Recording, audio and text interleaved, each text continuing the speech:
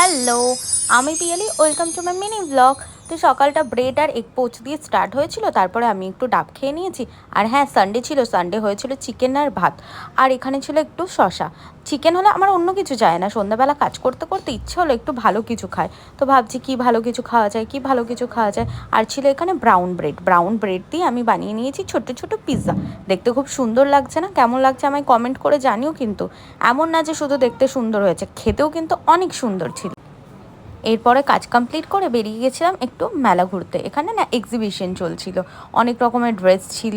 আর এখানে অনেক সুন্দর সুন্দর ব্রেসলেট, তারপরে অনেক চেন, অনেক কিছু ছিল। আমার তো অনেক ভালোই লাগছিল। তো একটু ঘোরাঘুরি করলাম, আর এখানে একটা নতুন জিনিস দেখতে পেলাম। সেটা কি জানো? কাঁচা লঙ্কার রসগোল্লা।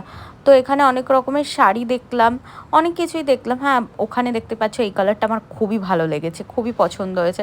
তারপর এখানে ব্রেসলেট আমি কিছু হাতে পরে ট্রাই করে দেখছিলাম, কিন্তু আমার হাতে না সাইজের পাচ্ছিলাম না, সেই কারণে নিলাম না। আর এখানে কাঁচা লঙ্কার রসগোল্লাটা ট্রাই করলাম।